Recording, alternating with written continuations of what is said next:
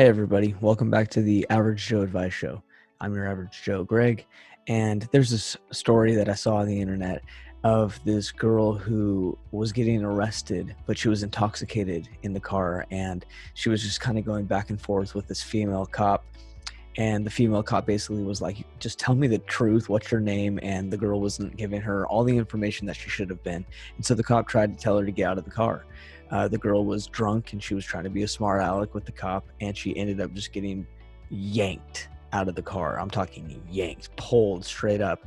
And then the lady cop and this girl just start going at it, basically, where this girl is pulling down or pulling the hair of this police officer. And the whole video, by the way, it's about 2 minutes long or so, and it's down below in the description. And I put a link to that full video, so go check that out if you haven't seen it. It's pretty interesting. But the girl has such a grip on the cop's hair that the cop even says, take a knife or some scissors out of my pocket and just cut my hair. I don't even care, just cut my hair, because she wants to get that girl off of her hair.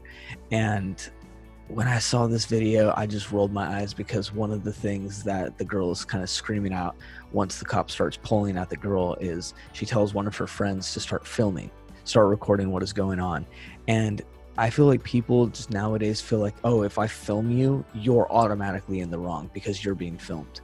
And sometimes it kind of backfires on the person filming, because they're the one in the wrong, and they're basically just giving proof to the police officers for what they were resisting.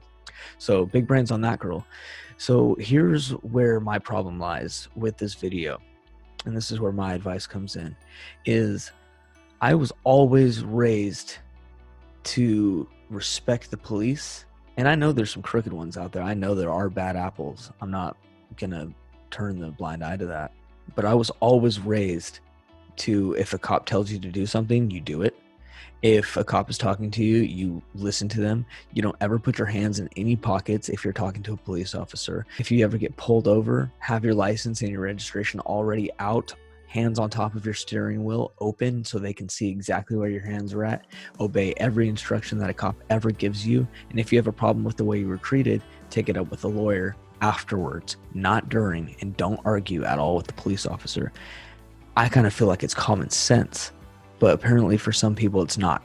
And so my advice is, if you're ever dealing with a police officer, even if you feel like you are 100% in the right and they're in the wrong, just cooperate and deal with it on a later end, because you don't know what kind of threat the cop might take you resisting as, or you being a smart aleck to them. And you don't want to find yourself in some sort of position where you are in trouble with the law, or even worse, they feel threatened and you somehow end up getting shot or killed, because that's happened to too many people.